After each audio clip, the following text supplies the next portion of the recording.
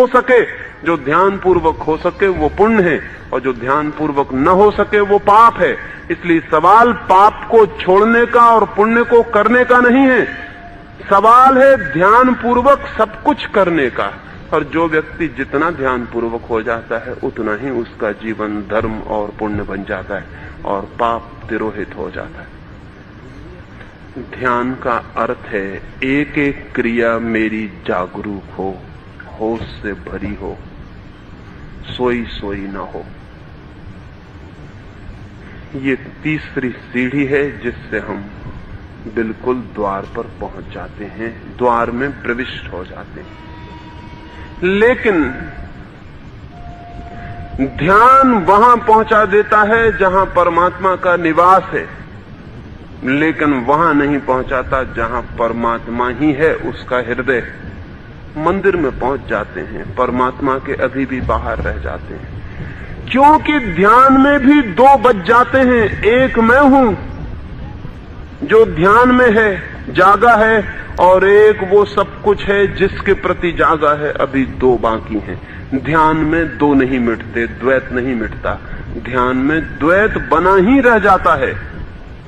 तो अंततः ध्यान को भी जाना पड़ेगा, ध्यान को भी छोड़ देना पड़ेगा, द्वैत को भी छोड़ देना पड़ेगा। अंततः मैं भी खो जाऊं, मैं भी ना बचूं, ये भी ना बचे कि मैं साक्षी हूं, ये भी बच जाना है। ये भी ना बचे कि मैं आत्मा हूं, ये भी ना बचे कि मैं जानने वाला हूं, दृष्टा हूं, ये मैं की अंतिम रेखा भी ना बचे। इसलिए आज चौथी बात, ध्यान से भी बाहर निकल जाना है। ध्यान से बाहर निकल जाने का नाम समाधि है। ध्यान से बाहर निकल जाना ऐसे ही है जैसे कोई नदी सागर से मिल जाए, फिर नदी के बाहर निकल गई, फिर वहां नदी नहीं रह जाती, सागर ही हो जाती है। ध्यान भी एक पतली धारा है व्यक्ति की, व्यक्तित्व की। फिर ध्यान सागर से मिल जाए, फिर ये भी ख्याल न रह जाए कि मैं हूं, तू है, ये कोई ख्याल न रह जाए। रूमी की एक छोटी सी कहानी। एक प्रेमी अपनी प्रेयसी के द्वार पर दरवाजा खटखटाता है। अंदर से पूछा जाता है, कौन है तू? और वो प्रेमी कहता है, पहचानी नहीं, मेरी आवाज से नहीं पहचानी, मैं हूं तेरा प्रेमी। भीतर से आवाज चुप हो जाती है।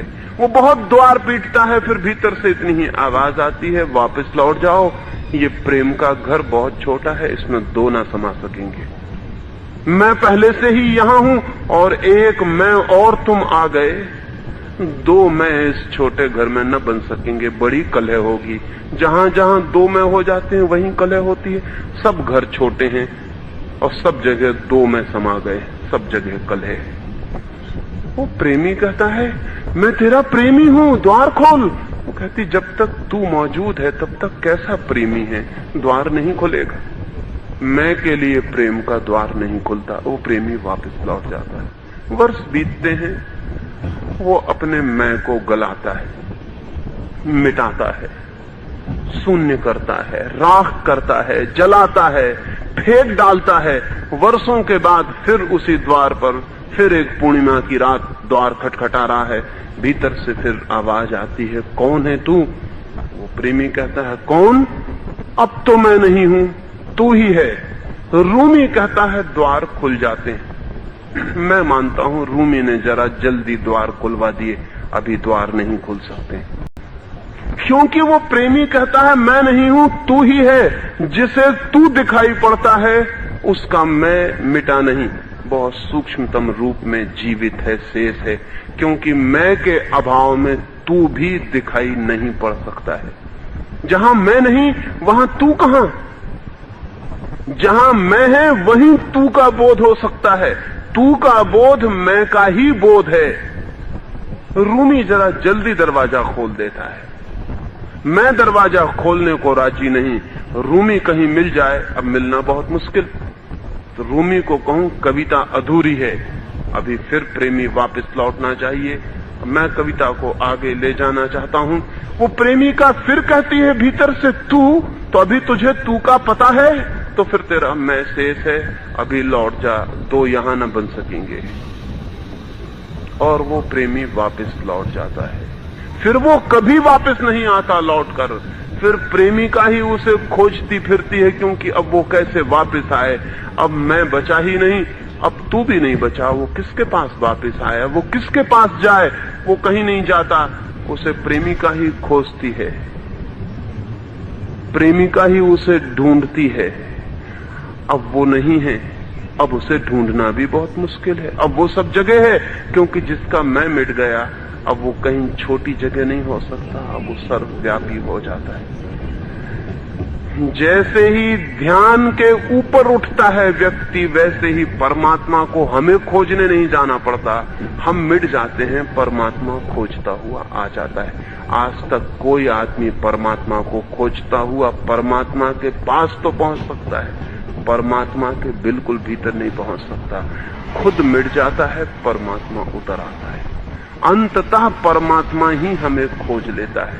हम मिटते हैं, खाली होते हैं, और वो भर जाता है। हम शून्य होते हैं और वो प्रविष्ट हो जाता है।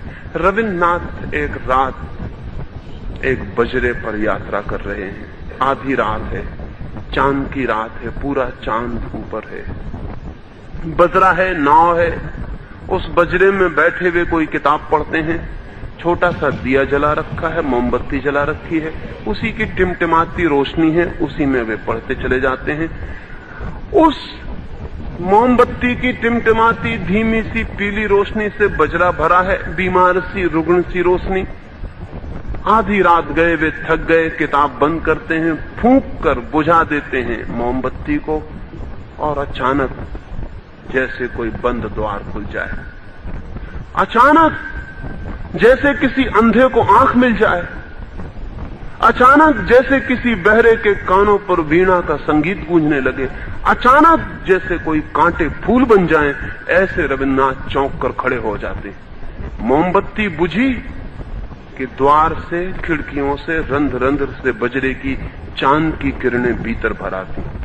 सारा कक्ष चांद की रोशनी से भर जाता है। रविन्द्रनाथ नाचने लगते हैं, और उस रात वे अपनी डायरी में लिखते हैं, अद्भुत अनुभव हुआ। छोटी सी मोमबत्ती की रोशनी जलती थी तो चांद भीतर ना आ सका, बाहर खड़ा रहा।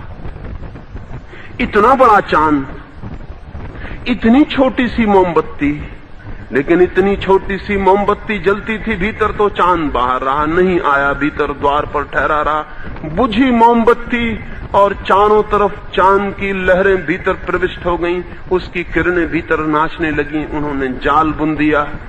कैसा पागल था मैं, जो धीमी सी, पीली सी, गंदी सी, पुरानी बासी सी रोशनी में बैठा रहा, और चांद झरता रहा बाहर, और मैं अपनी रोशनी जलाए रहा। उस दिन रविन्द्रनाथ ने लिखा, कहीं ऐसा तो नहीं है कि जब तक मैं की मोमबत्ती जलती है तब तक परमात्मा बाहर खड़ा रहता हो, और जब मैं की धीमी सी रोशनी बुझ जाती है तो वो भीतर आ जाता है। ऐसा ही है, ऐसा ही है, बिल्कुल ऐसा ही है। जब तक मैं की आखिरी सीमा तक मैं की बत्ती जलती रहती है, तब तक हम कितने ही निकट पहुंच जाएं, लेकिन वही नहीं हो पाते।